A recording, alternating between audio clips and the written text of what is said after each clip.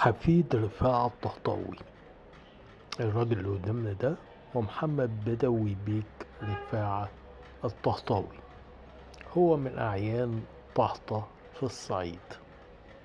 صرف على منشآت كتير ودفع على حاجات كتير، منهم الهلال الأحمر، وفي زيارة الملك فؤاد لأماكن دفع فلوس.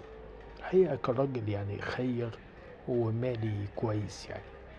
لكن الأخطر من كده إن هو تورط اسمه في المحافل الماسونية، واتضح إن هو كان عضو هناك، رغم إن جده رفاعة ما كانش في المحافل الماسونية خالص. مش عارفين إيه اللي جرى رجله بالطريقة دي هيا، ولبس ملابس المحفل الماسوني وتصور بيها كمان. كان معكم المؤرخ أحمد كمالي.